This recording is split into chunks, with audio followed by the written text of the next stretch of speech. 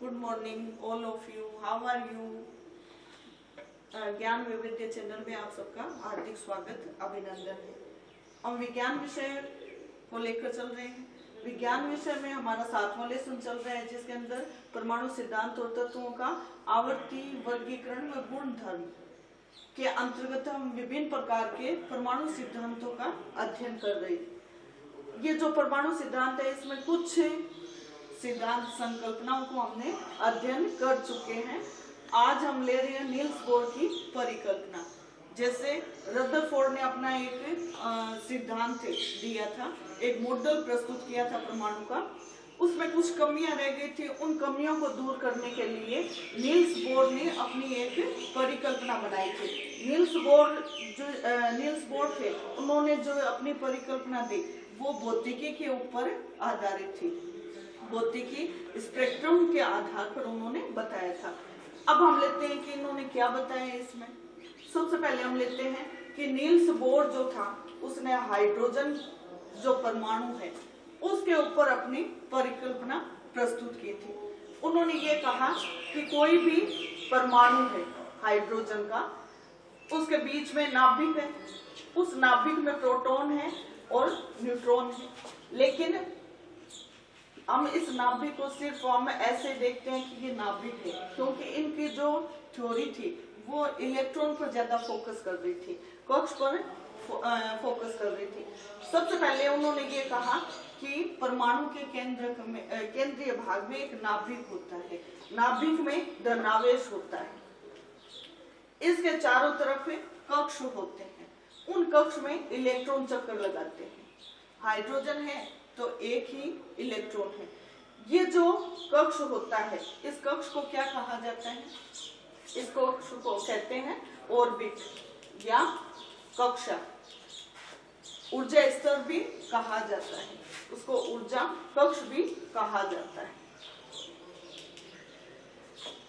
जब कोई इलेक्ट्रॉन ऊर्जा को अवशोषित करता है, ऊर्जा को बाहर से अवशोषित करता है, तो उस स्थिति में ये उत्तेजित होकर के, यानी ऊर्जा अवशोषित कर रहे हैं, ऊर्जा अवशोषित करके ये उत्तेजित होकर के उच्च स्तर के निम्न ऊर्जा स्तर से उच्च ऊर्जा स्तर की ओर वो क्या करता है? उत्सर्जित हो जाता है या चला जाता है। जैसे ये पहला कक्ष है, ये दूसरा कक्ष है, एक इलेक्ट्रॉन है, इसने ऊर्जा प्राप्त की बाहर से, और ऊर्जा प्राप्त करने के बाद में ये क्या कर रहा है? ये निम्न ऊर्जा स्तर कहलाएगा, ये उच्च ऊर्जा स्तर कहलाएगा। तो ये इलेक्ट्रॉन ऊर्जा प्राप्त करके आगे वाले इस कक्ष में चला जाएगा। जैसे कक्षों का निर्धारण हमने पहले भी लिया था कि कक्ष जो है वो पहला कक्ष है, उसको हम कहते हैं के। एन क्या होता है? कक्ष होते हैं, कक्षा ऑर्बिट होती है। ऑर्बिट में एन का मान यदि 1 है तो उसको हम कहेंगे के कक्ष, यदि 2 है तो एल कक्ष, तीसरे नंबर का होगा तो वो एम होगा, चौथा होगा वो एन होगा। इस प्रकार से ये आगे चलते हैं। इनके अंदर हम बनाकर देखें इन कक्ष को तो कुछ इस प्रकार से नजर आएंगे। ये नाभिक है, ये पहला कक्ष, ये दूसरा कक्ष, ये तीसरा कक्ष। इस प्रकार से ये कक्ष बने होते हैं, यानी N1 N2 और ये N3 है, जिसको के एल एम कहा जाता है। फिर और आगे उप विभाजन होते हैं, जो आगे हम पढ़ेंगे कि किस प्रकार से इनका होता है। नील्स बोर क्या कह रहा है कि इलेक्ट्रॉन इस कक्ष में है, ये यदि इधर जाता है यानी अपने से उच्च ऊर्जा वाले कक्ष में जाता है, तब ये क्या करेगा? ऊर्जा को अवशोषित करेगा, ऊर्जा लेगा। ऊर्जा का अवशोषण करने के बाद में ये क्या करेगा? उच्च ऊर्जा कक्ष में चला जाएगा, यानी एक से दूसरे में चला जाएगा। सपोज करो दूसरे से इसको इसमें आना है, तो इसके लिए क्या करेगा? ये इसको अब ऊर्जा की आवश्यकता नहीं होगी, बल्कि ये क्या करेगा? ऊर्जा को यहाँ से मुक्त कर देगा। ऊर्जा मुक्त होने के बाद में ये क्या करेगा? अपने निम्न ऊर्जा स्तर वाले कक्ष में आ जाएगा। तो इस प्रकार से इन्होंने ये कहा, नील्स बोर ने। पहला तो इसने ये कहा कि एक परमाणु के नाभिक होता है, नाभिक में धनावेश होता है, उसके बाहर दूसरा उन्होंने कहा उसके बाहर एक कक्ष होता है, कक्ष में इलेक्ट्रॉन एक निश्चित जगह पर चक्कर लगाते रहते हैं। तीसरा इन्होंने ये कहा कि ये जो नाभिक होता है, इस नाभिक से जो कक्ष बने हुए होते हैं, जैसे कि नाभिक का ये केंद्र है, केंद्र से यहाँ तक ये परमाणु की त्रिज्या कहलाती है। तो ये एक निश्चित परमाणु त्रिज्या पर ही इलेक्ट्रॉन क्या करते हैं, चक्कर लगाते हैं। जैसे ये वाला पहला कक्ष हुआ, इसकी त्रिज्या ये हुई, ये दूसरा कक्ष है तो इसकी त्रिज्या इतनी हो गई, फिर ये क्या होगी, त्रिज्या बढ़ती जाएगी, ये तीसरा कक्ष आ गया तो इसकी त्रिज्या यहाँ तक आ गई। तो ये एक निश्चित त्रिज्या वाले या परमाणु आकार में हम कह सकते हैं कि परमाणु के जितने ऊर्जा कक्ष होंगे वो निश्चित त्रिज्या वाले होंगे, वहां पर वो क्या करेंगे, चक्कर लगाते रहेंगे। के वाले के में ही चक्कर लगाएंगे, एल वाले एल में ही चक्कर लगाएंगे, एम वाले एम में ही चक्कर लगाएंगे। चौथा उन्होंने ये कहा कि जब ये ऊर्जा को मुक्त करता है या ऊर्जा को प्राप्त करता है, तब इसका क्या होता है, स्थानांतरण होता है, एक कक्ष से दूसरे कक्ष की ओर या एक परमाणु से दूसरे परमाणु की ओर। पांचवी बात इन्होंने ये कहा कि जब ये इलेक्ट्रॉन इस कक्ष में चक्कर लगाते हैं,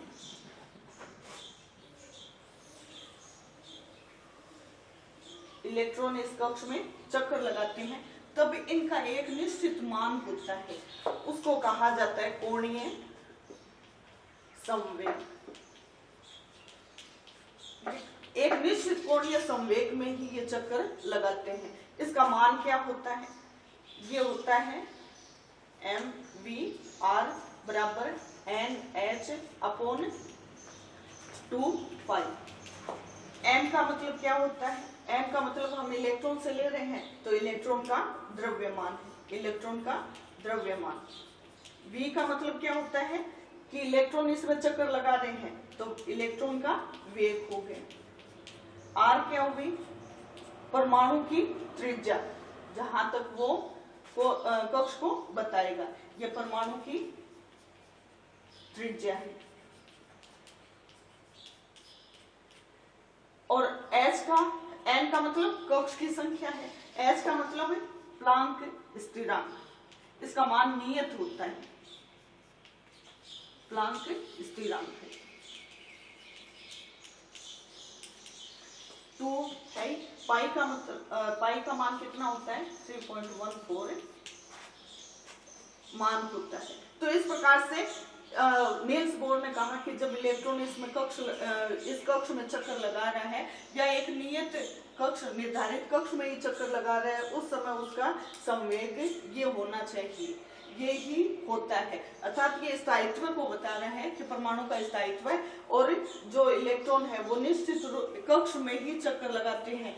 जैसे एक बीच में प्रॉब्लम आई थी, रदरफोर्ड वाला लिया, तो मैक्सवेल थे, उन्होंने ये कहा कि इलेक्ट्रॉन के चारों तरफ नाभिक या परमाणु के चारों तरफ जो इलेक्ट्रॉन होते हैं वो नाभिक के चारों तरफ चक्कर लगाते हुए ऊर्जा को उत्सर्जित करते हुए धीरे धीरे क्या करेंगे, नाभिक के अंदर आकर के गिर जाएंगे। जिसको दूर करने के लिए इन्होंने ये कहा कि जब भी इलेक्ट्रॉन एक कक्ष से दूसरे कक्ष में जाएगा, निम्न से उच्च में जाएगा तो ऊर्जा का उत्सर्जन होगा, निम्न से उच्च में आएगा तब ऊर्जा क्या होगी, इसको खपत करनी पड़ेगी। तो इस प्रकार से इन्होंने ये सिद्ध करने की कोशिश की।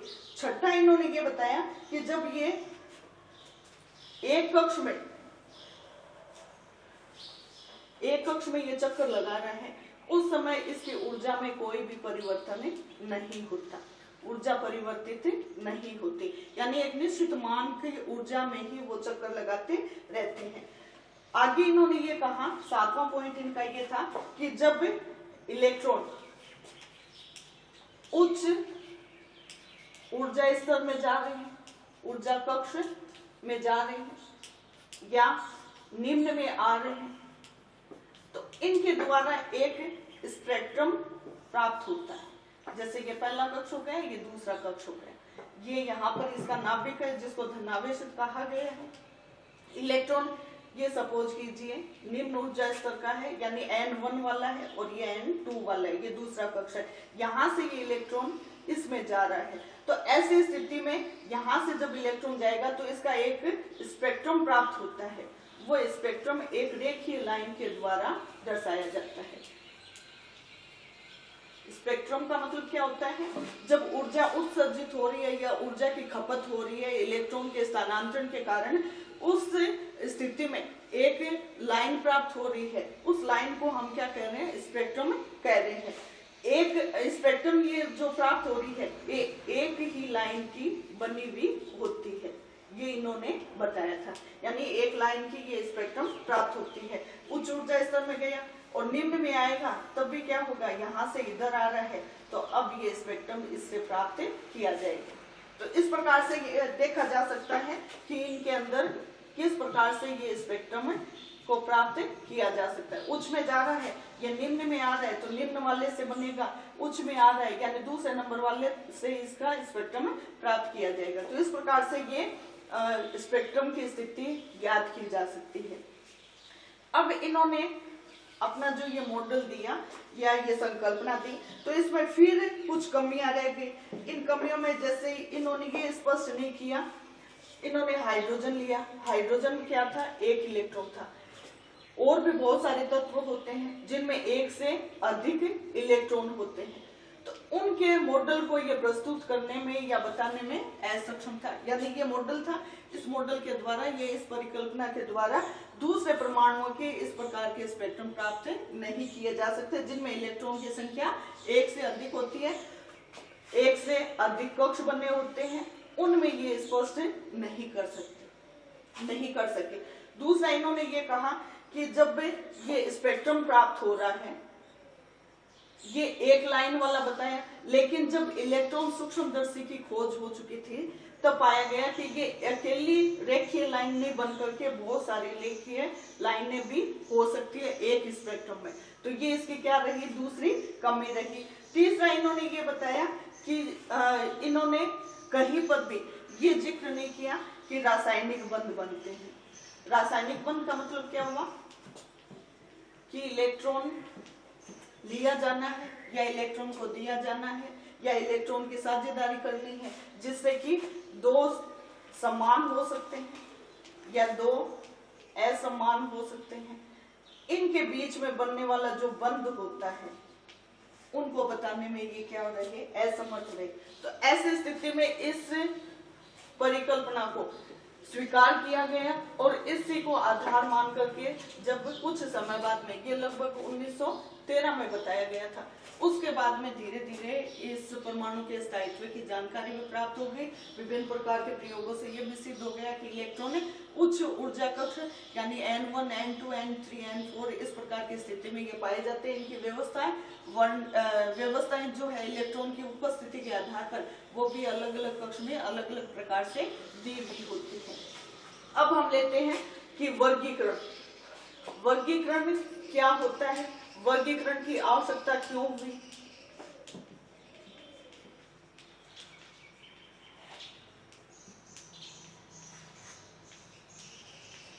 वर्गीकरण जो है वो क्यों किया जाता है?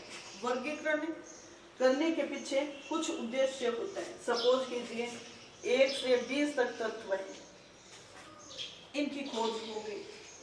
इन तत्वों को कहां पर रखा जाए या किस प्रकार से इनको याद रखा जाए? 1 से 20 तत्व है। कुछ तत्व ऐसे होंगे जिनमें सिमिलरिटी होगी यानी समानताएं होंगी, कुछ तत्व ऐसे होंगे जिनमें असमानताएं होंगी। इनके रासायनिक गुण धर्म है या भौतिक गुण धर्म है, वो समान भी हो सकते हैं और असमान भी हो सकते हैं। इनका परमाणु भार अलग अलग हो सकता है, इनका परमाणु क्रमांक अलग अलग हो सकता है। तो जितने भी, जैसे पहले लगभग 61 तत्व,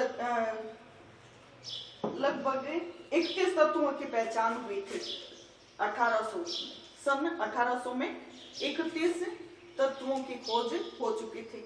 उसके बाद में ये 1865 में 63 तत्वों की खोज हो चुकी थी। ऐसी स्थिति में ये 31 तत्व है या ये 63 तत्व है, इनको याद करना, इनके भौतिक गुण है, रासायनिक गुण धर्मों को याद करना, ये बहुत मुश्किल कार्य था।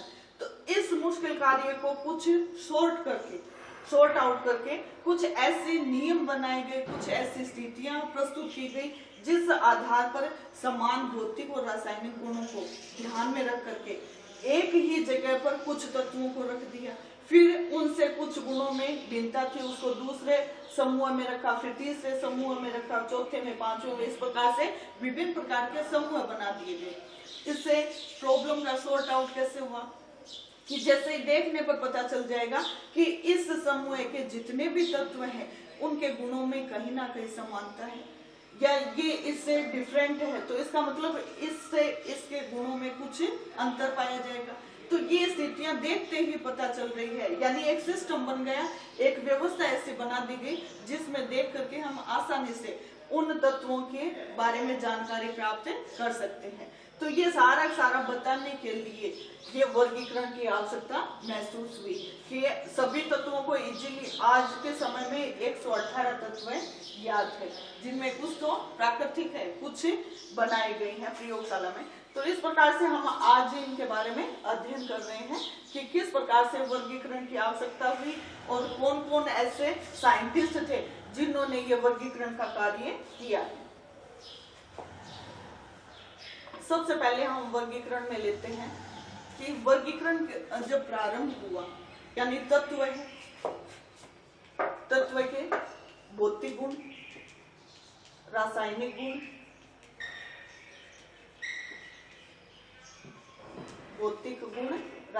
गुण, इनके परमाणु भार का मतलब क्या होता है? नाभिक है, नाभिक में न्यूट्रॉन भी है और प्रोटॉन भी है। न्यूट्रॉन और प्रोटॉन इनका जो टोटल होता है वो क्या होता है? परमाणु भार होता है। किसी भी परमाणु का भार हमें बताना है तो न्यूट्रॉन और प्रोटॉन को जोड़ देते हैं तो परमाणु भार ज्ञात हो जाता है। भौतिक रासायनिक गुणधर्म है, परमाणु भार है, ये अगर समान है, ये समान नहीं हो सकते। भौतिक और रासायनिक गुणों में कुछ समानताएं पाई जा सकती है। उन समानताओं को और परमाणु भार के बढ़ते या घटते क्रम में किस प्रकार से तत्वों को व्यवस्थित किया जाए, उस आधार पर वर्गीकरण बनाया गया। सबसे पहले इस वर्गीकरण को देने वाले थे डोबेराइनर।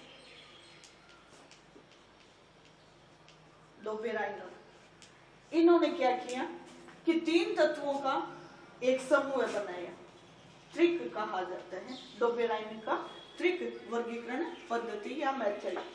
त्रिक का मतलब होता है 3, यानी 3 तत्वों को एक समूह में रखा गया और उन समूह में ये देखा गया जैसे लिथियम है, सोडियम है और पोटेशियम है। 3 तत्वों का एक समूह बना लिया। फिर आगे दूसरे 3 तत्वों का समूह बना लिया, कैल्शियम, स्ट्रोंशियम और बेरिलियम। फिर 3 तत्वों का समूह बनाया जिसके अंदर क्लोरीन, ब्रोमीन और आयोडीन थी। इन्होंने इस प्रकार से 3 तत्वों का एक समूह बना लिया और बनाए भी सिर्फ 3 ही थे। उन्होंने ये बताया कि प्रथम और तृतीय इनका जो परमाणु भार होता है, ये परमाणु भार का योग करने पर, यानी पहला और तीसरे का परमाणु भार का योग करके 2 का भाग दे दें तो बीच वाले का परमाणु भार आ जाता है। जैसे लिथियम है, इसका 7 होता है, सोडियम है, इसका 23 होता है और पोटेशियम है, उसका 39 होता है। इन तीनों को अगर हम जोड़ दें तो कितना आया? 69। इसमें 2 का भाग भी है तो कितना, पहले और तीसरे को जोड़ना है, 7 + 39, ये कितना हुआ? 46। 46 को यदि 2 से भाग करें तो क्या प्राप्त होगा? 23। ये 23 क्या आ गया? सोडियम का परमाणु भार आ गया। यानी परमाणु भार पहले और तीसरे दोनों तत्वों के जो परमाणु भार होता है उसका योग करके यदि उसका औसत निकाले तो वो बीच वाले यानी दूसरे तत्व का परमाणु भार होता है। इस प्रकार से इनमें किया। इसी प्रकार से इन तीनों का किया। तो ये तीन के समूह बना करके इन्होंने ये सिद्ध कर दिया कि किस प्रकार से ये परमाणु भार को रखते हैं। दूसरा इन्होंने ये बताया कि लिथियम और पोटेशियम दो अवयव है, दो परमाणु है, इन दोनों के जो गुण होते हैं, यानी ये तत्व है, इन तत्वों के जो गुण होते हैं उनसे मिलते जुलते गुण इस सोडियम में भी पाए जाते हैं। तो इस प्रकार से इन्होंने सिद्ध कर दिया कि कोई भी तीन तत्वों को लिया जाए तो कोई भी तीन तत्व नहीं जिनमें कुछ समानताएं होंगी, उनमें पहले और तीसरे वाले के गुण है या परमाणु भार है, उनके बीच वाली स्थिति बीच वाले यानी दूसरे तत्व में पाई जाती है। तो सिर्फ इनकी जो कमी है वो क्या रही कि इन्होंने सिर्फ तीन ही ऐसे समूह बनाए, बाकी तत्व तो बहुत सारे हैं। उन तत्वों के बारे में यदि जानकारी ले तो बहुत लंबा प्रोसेस हो जाता है, इसलिए इन्होंने सिर्फ यहीं पर अपना कार्य छोड़ दिया था। फिर दूसरे साइंटिस्ट आए जिन्होंने इसके बारे में बताया, वो थे न्यूलैंड से, अलेक्जेंडर न्यूलैंड से।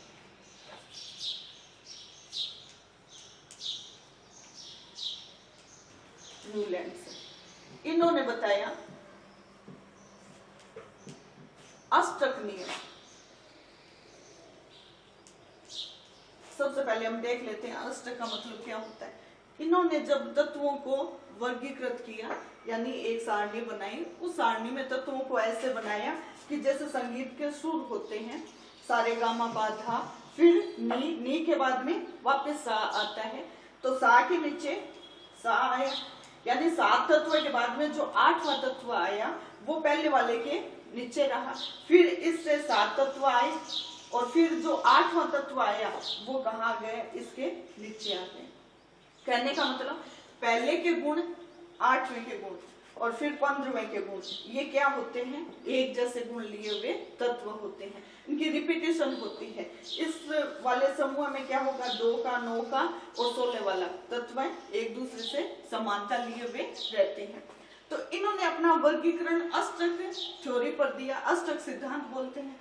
अष्टक का मतलब क्या हुआ, पहले से जब आगे की तरफ बढ़ते हैं तो 8वें तत्व के और पहले तत्व के गुणों में क्या होती है, समानताएं पाई जाती है। तो इन्होंने अपना अष्टक सिद्धांत इस प्रकार से प्रस्तुत किया, जो एक एग्जाम्पल के द्वारा हम देखते हैं। यहाँ पर मैं बताती हूँ।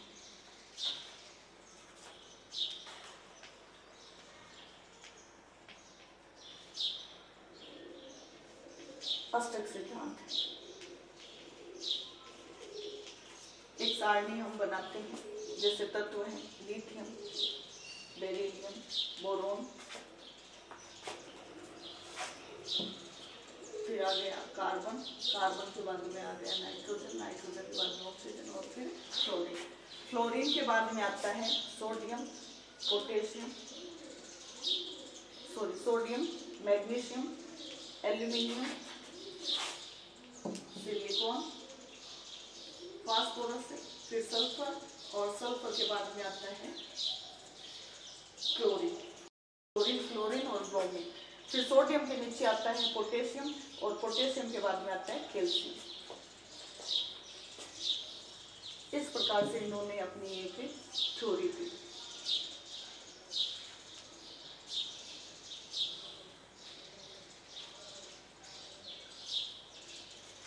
इन्होंने कहा लिथियम पहले नंबर का है और सोडियम 1 2 3 4 5 6 7 8वें नंबर पर है, फिर ये 15वें नंबर पर है, 9 10 11 12 13 14 15, यानी इसके गुण और इसके गुण एक जैसे होते हैं, क्योंकि पहला 8वां और फिर उससे 8वां तत्व एक ही समूह में रख करके इन्होंने अपना अष्टक सिद्धांत बताया।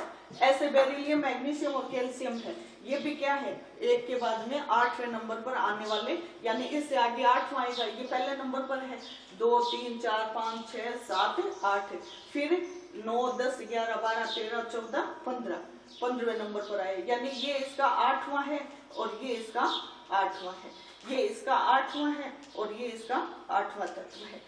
तो जो समानता लिए हुए हैं एक के बाद में 8वां, उनको एक समूह में रखा गया, लेकिन इन्होंने क्या किया, सिर्फ कैल्शियम तक तो ये आवर्त ये सारणी या इस प्रकार से स्थिति को बता दिया, वो तो सही था, लेकिन आगे के तत्वों की जब खोज हुई तो उनको इस प्रकार से व्यवस्थित करना संभव नहीं था, उसमें कुछ कमियां पाई गई, इसलिए इसको भी अष्ट को भी अधूरा मान करके वहीं पर छोड़ दिया गया।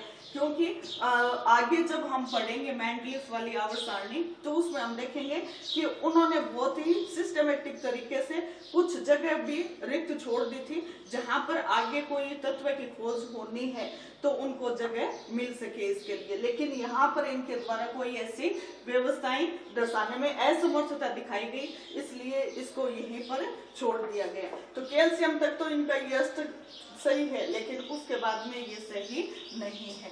आज के लिए इतना ही, आप लोगों का बहुत बहुत धन्यवाद।